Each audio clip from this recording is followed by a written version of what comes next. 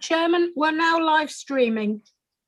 Catherine, so that brings us on to item number 8, which is land adjacent to Gypsy Drove, but we have got someone actually in the waiting, Richard Alderson. Yep. Oh. I'll just admit him. Right, I'll just let Mr. Alderson in. He's in. Oh.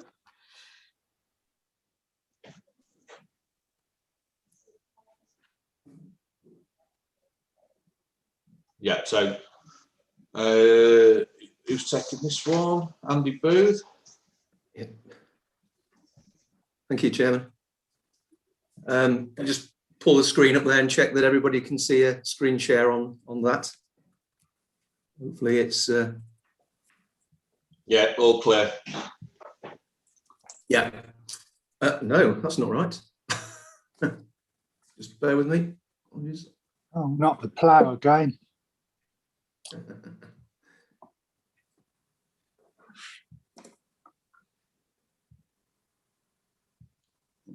Just bear with me.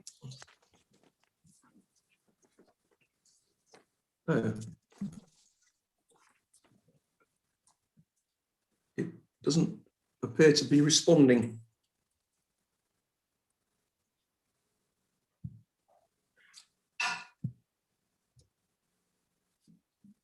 I think we're going now. Sorry, apologies, Chairman. It's going, but slowly.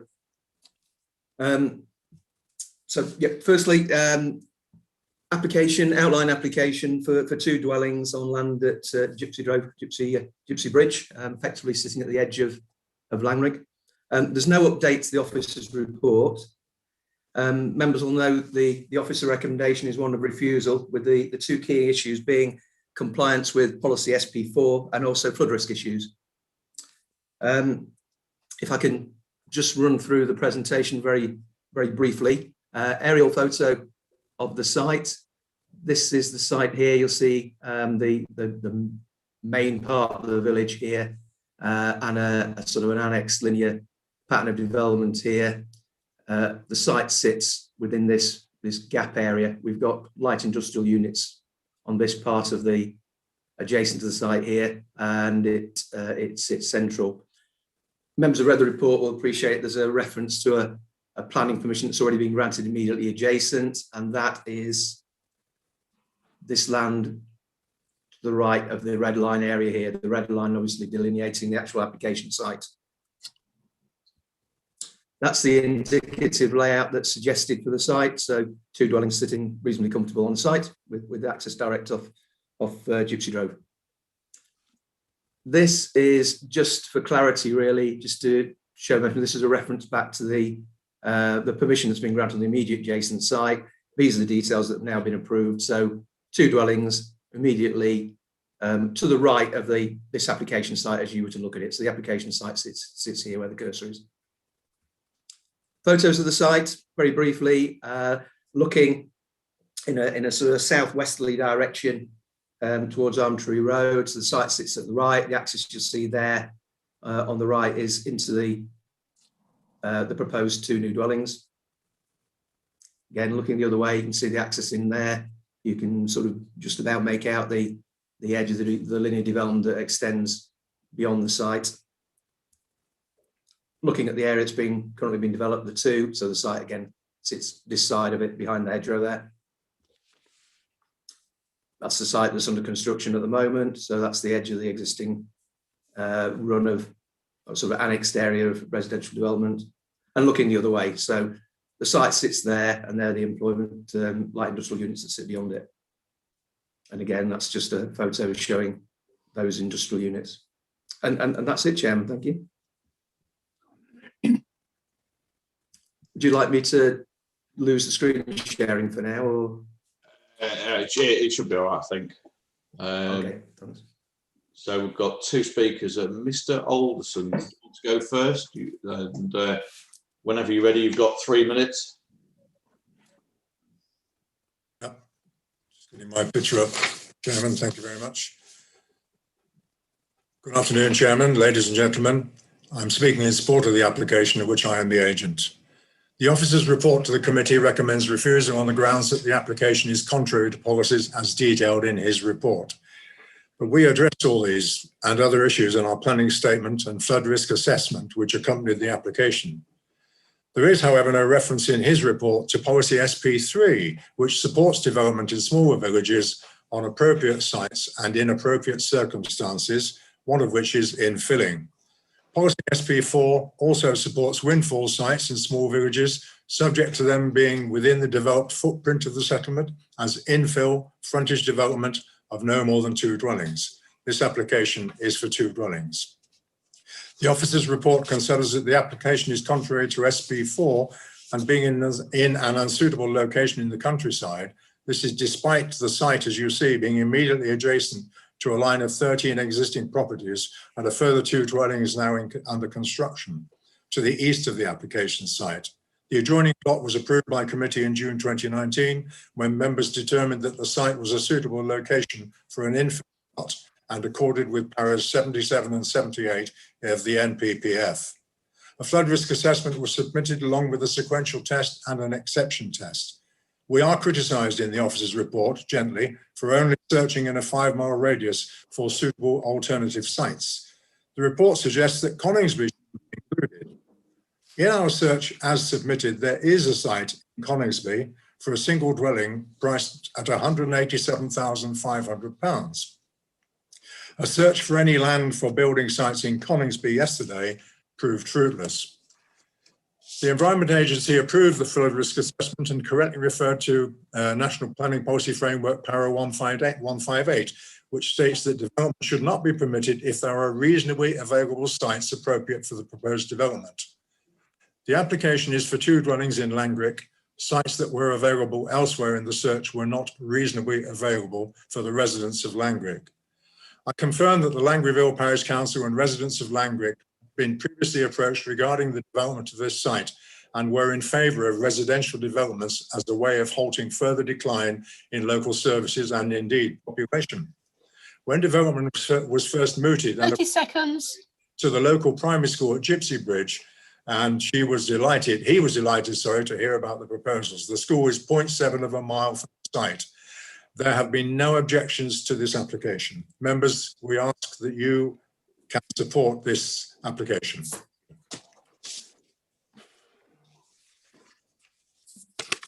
Thank you for that. And we have got Councillor Jones as the ward member. You've got 5 minutes. Thank you, Chair. Thank you, Chairman. I am ward member and I've also been the chairman of the parish for over 30 years. I've lived in Lanrick since 1982, never seen any flooding, and that field has never been farmed as such, although it did have a paddock in it. And if it's not built on, it'll end up as a nettle patch. Make no mistake, this is infill. Next door is an industrial site, but that at the moment has got people living in a caravan there, but I think enforcement are trying to move them. And then there's the 15 houses the other side. Permission should be granted as this is a minor departure from the strictures of the existing local plan on the grounds of promoting sustainability in smaller settlements. The 2 key issues are sustainability and flood risk.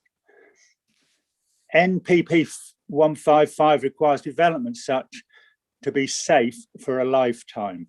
We are 9 miles from the coast. We have 3 sea banks. We have the Hobble and West Fen 40-foot drains. We have 2 pumping stations moving 1 million gallons of water a minute against the tide. We have the natural ridge line of the A16, which remains dry even before the drainage of the fens. If Lanrick did flood, we would be discussing the mass relocation of over 8,000 people in East Lindsey, and this small development would be inconsequential. It was located less than a mile. Located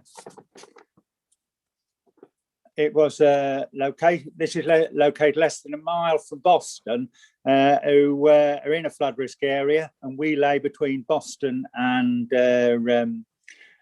Boston lies between the sea and us, and obviously it would get planning permission there. If the sequential test NPPF is strictly applied, then we need to look at Coningsby, Sibsey, Stickney, which makes no contribution to the sustainability of the local community. So we apply the exceptions test, which is NPPF 160. To say this development lies outside the recognised settlement does not reflect the layout of the community. Lanrick Bridge, Antonscote, Gypsy Bridge is a golden triangle, less than a mile apart. Paragraph 78 of the NPF clearly recognises the potential of development in one community to support the services in nearby villages. They work together. We have 2 general shops, numerous farm shops, a church, chapel, restaurant, 2 pubs, 2 working garages, a gearbox repair engineer, a school less than half a mile away, or I've just heard 0.7, and another one at Frithville. We have 2 village halls and we have numerous small villages. We are constantly told to reduce reliance on the motor car. There's a bus stop opposite this development, linking Boston, Coningsby and Lincoln, a clear alternative to using the car. Both schools have vacancies within walking distance. A car ride to Coningsby, Stickney or Sibsey is over 10 miles. Unless villages like Lanrick are allowed to grow, they will wither and die. Local Plan SP4 recognises this by allowing 2 units of market housing in a small medium settlement. Our argument is that this location is sustainable, LP4 applied, small settlements, and that it requires sustainability which outweighs the flood risk. The precedent of the adjacent site is relevant as the reasons committee granted permission on exactly the same instance and in favour the last time. National NPPF 78 and local plan SP4 is clearly on the benefits of allowing small-scale growth in these settlements and the ability that this growth has broader sustainable benefits for nearby settlements and villages. This location is especially sustainable on account of a nearby bus stop, primary school and other services. NPPF 159 and 160 allow the exception test to be applied and passed, where the substantial test means that the development cannot be located in areas at low flood risk because of wider sustainability benefits which outweigh the flood risk. Development in Coningsby, Sibsey does nothing for sustainability in Lanrick and its neighbourhood settlements. Lastly, I ask you to support the application, and we have no newts, we have no bats, we have no owls, so we're all safe. Thank you.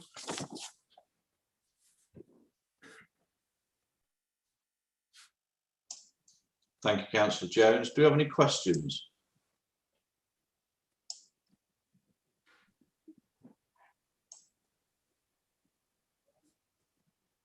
Councillor Edgington.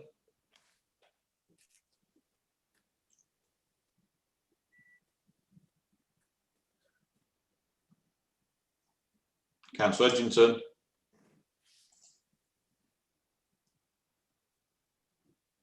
Yeah. Right. Now, I was very impressed by Councillor Jones's stirring presentation. And if he's moving for approval, I would support Councillor Jones in his recommendation. No, I'm a speaker. Councillor Jones is the speaker. He's the ward member for the application. Beg your pardon. We're asking questions of the speakers. Have you got? Do apologise. Do apologise. Can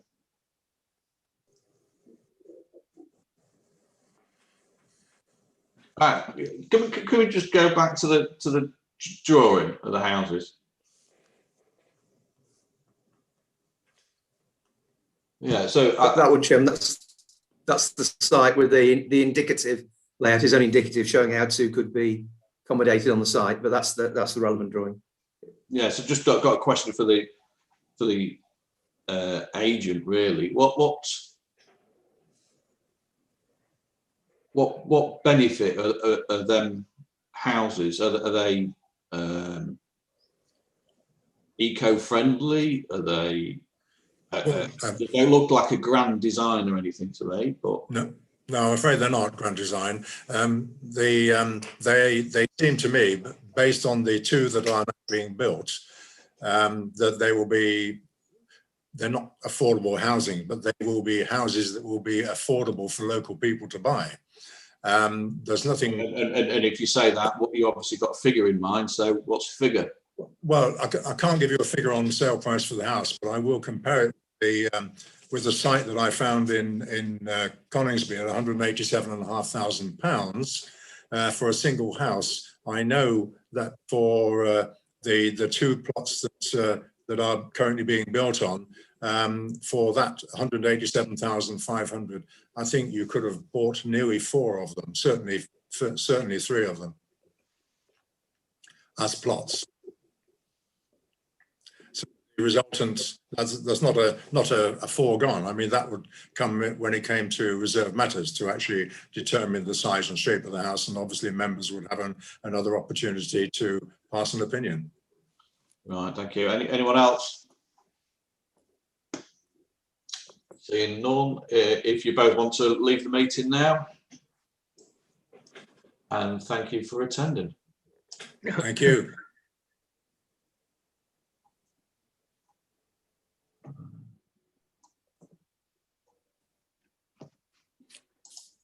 Will you let me back when you're finished, please? Yes, Is everyone gone? I'm just checking. No, still. Councillor Jones has gone. I've just removed him. Oh, no. Yeah, so sorry about that. Can we have the screen back up again, Chairman, so everybody can see everybody?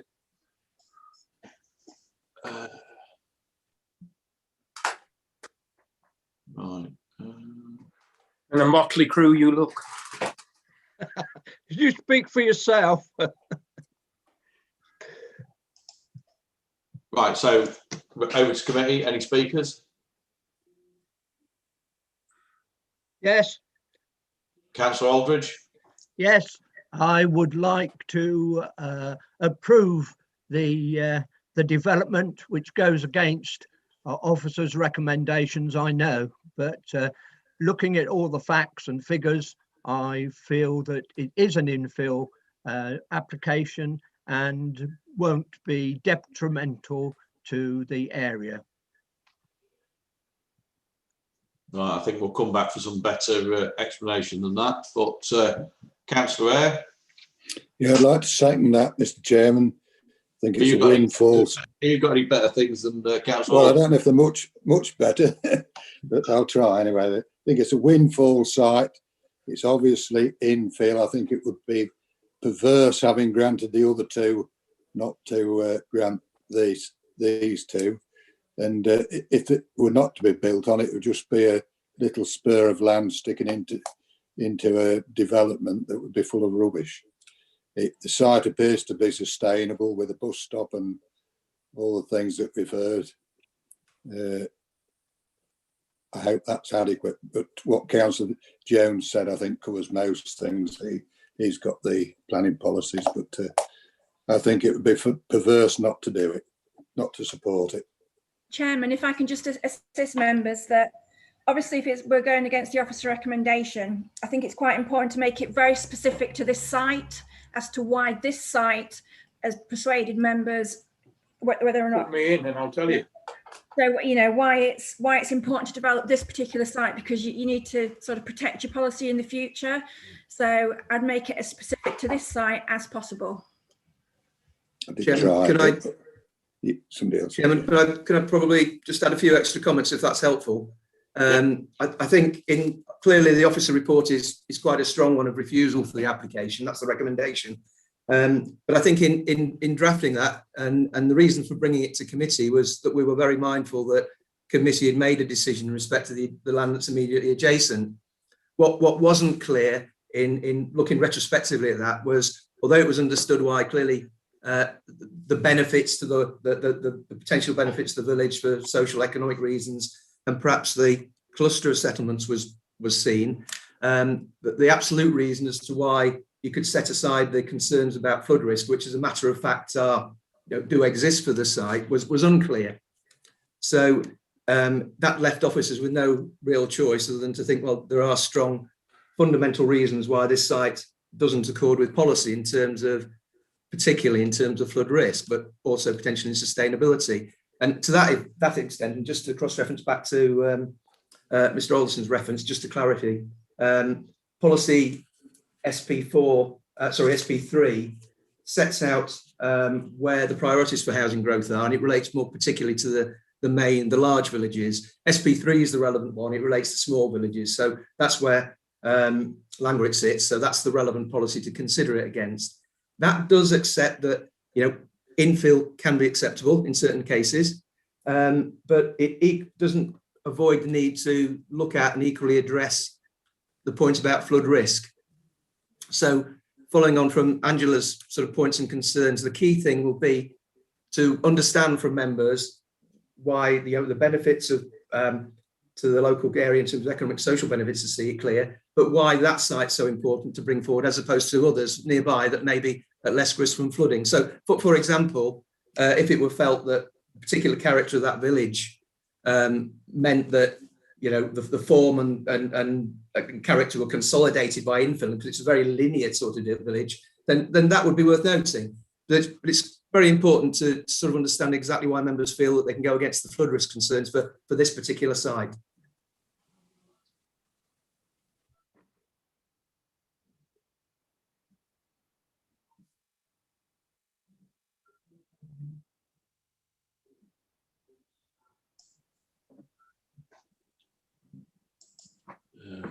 Are you happy with that, Councillor? Yeah, sorry, I didn't realise I was still on.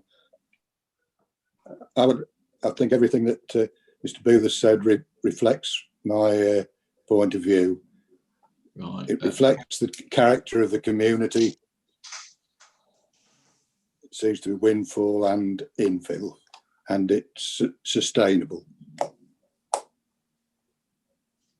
Thank you, Councillor. Councillor Hall, David Hall. Actually, I think Councillor Dennis was before me. Councillor Dennis. Yeah, thank you, Chairman.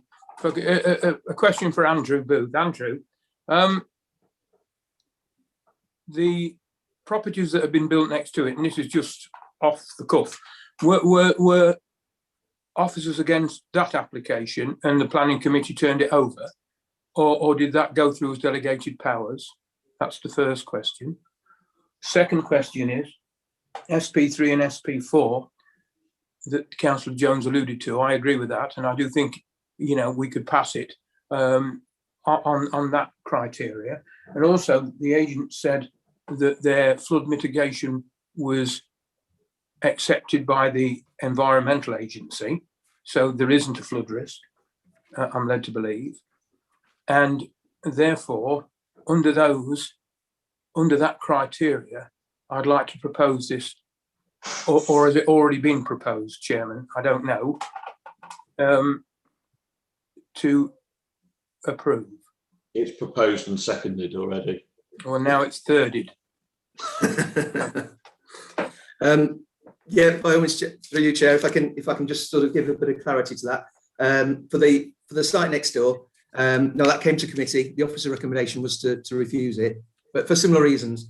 But committee felt it was appropriate to support, so permission was granted. And so that was in part that's the dilemma for officers, in that we were aware of that, but it wasn't overly clear as to how the flood risk issue had been considered and why that site was an important one to bring forward, or the relevant one to bring forward. Back in.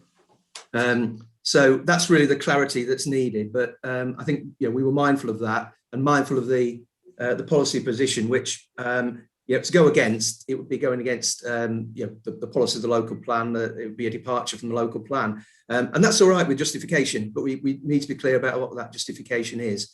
But it was certainly a committee decision. In terms of the Environment Agency position, yes, absolutely. They've commented on the detail of the flood risk insofar as it relates to potential mitigation and resilience of the construction methods, and they're happy with that. Their role isn't the one of looking at alternative sites and making those in principle judgments about whether that's the right site or not. They will just look at whether technically it's appropriate. So if members want to grant this, then certainly in terms of incorporating the right mitigation, that's doable, that's not a problem. But the bit that needs addressing is the justification as to why this site, as opposed to others that might be at less risk of flooding. That's sort of the missing bit to give comfort to the decision. I don't know whether Angela maybe wants to add anything to that, or Mike, but that's, I think, really probably the focus for it. I don't hope that helps. Yeah, if I can come back, has there been an altering of the Environmental Agency's position since 1919? No? I don't know exactly what their comments were for the early one, but I suspect they were fairly similar. To say their role is really just to look at, you know, if it were to go ahead, could it be made safe, rather than the principle of whether it's the right site. So I suspect there was no change, but I haven't got the detail in front of me. Yeah. Okay. Thank you. Mike? Yeah, just to follow up on that point, the approach in terms of the sequential and exceptions test has not changed. But as Andy said, it's just about giving clarity to why we think that there are reasons in this particular case over and above any other site, and almost setting that sequential approach and the exceptions test to one side. As Andy's given you some reasons that the committee may want to consider. Thank you. Councillor Hall, David. Thank you for remembering me. How could we forget? When it comes up to the flooding issue from Mr. Booth, are we talking about flooding that's going to be further down, or are we talking about flooding on the actual site itself? So would that go against MPPF 125? Yeah, I think it's should be referenced in the report, but in essence the site's it falls within the EA flood risk maps as zone 3A, so a high flood risk area, primarily fluvial, some of the River Witham. That's where the issue is. That's where the problem is. And you know, as a matter of fact, it's at risk of flooding. So you know, that has to be considered. That has to be dealt with. But just on the particular site that it's at, not just this site and further downstream. And further, I haven't. Actually, I may be able to access the plans and see exactly, but it's a fairly extensive area around that's, you know, potentially subject to flood risk there. Right. Okay. I mean, I'll see if I can find the EA map just to give you a bit more clarity.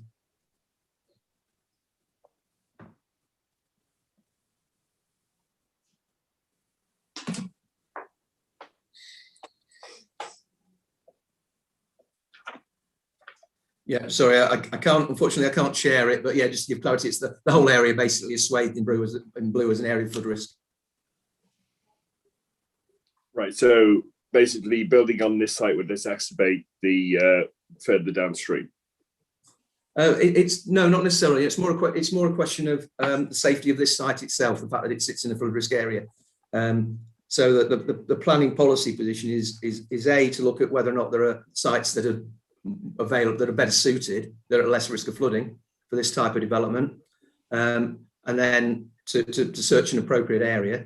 And that area depends really on what is the value or the benefit of developing the site potentially. So, for example, if I cross-reference back to that point that, you know, if members felt that, you know, that character of this particular village was so strongly informed by its form, and therefore filling this gap would strengthen that, then you couldn't do that anywhere else. So it might be quite right to only look at that area.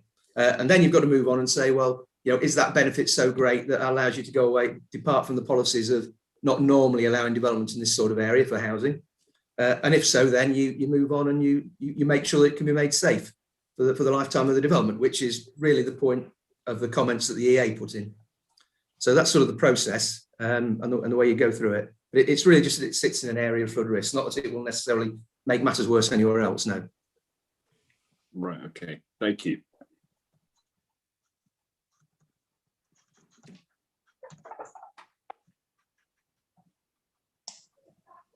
Don't see anyone else wanting to speak. So I must say I am disappointed with the style of them. I thought something stuck out in the middle of nowhere, all that land, someone could have built something a bit better than what they look like to me. But We have got Councillor Aldridge has proposed it and Councillor Eyre has seconded. And this was for approval. So whenever you're ready, Joanne. If I may just jump in, Chair, just to clarify the reasons for approval, again, because it's contrary to the officer recommendation. So the reasons I have before me are that it relates to an infill development with no harm to the character and appearance of the area.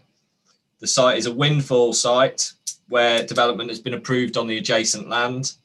The site is considered to be sustainable and within a linear pattern of development that would not harm the character of the community. Councillor Aldridge, Councillor Eyre, are you happy with those reasons for Very. Yes, completely. Yeah. Thank you, Mr. Chairman. Thank you. Okay, so for the approval vote, Councillor Aldridge.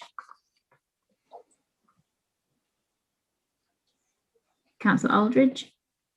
Yeah, oh yeah, sorry. Yeah, approve the development. Okay, Councillor Brooks. For. Councillor Cunnington. I'd like to abstain because I've been very choppy throughout this application. Okay. Councillor Dennis. For. Councillor Edgington. For. Councillor Eyre. For. Councillor Alex Hall. For. Councillor David Hall. For. Councillor Neil Jones. He's not in the meeting. Okay. Councillor Kemp isn't in the meeting. Councillor Matthews. For. Councillor McNally. Abstain. Councillor Swanson. For.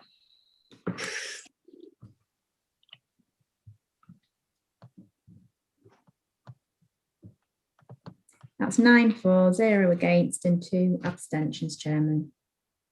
Thank you, John. So that has been approved. Chairman, could you just clarify, is that was delegated authority to Assistant Director to put appropriate conditions on the permission? That's exactly what I was going to say. Thank you, Chair. I'll just I'll let Councillor Jones back in. Is he back? Yes, he's there. Right, so now we are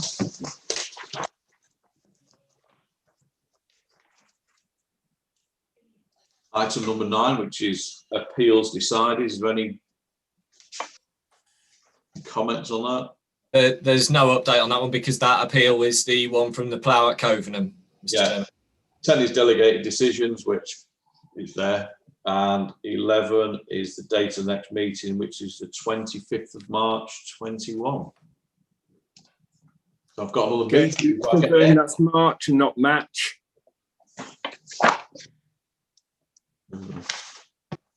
Mac 21, that's what it is. So have a good day, enjoy yourselves, and I'll see you next month.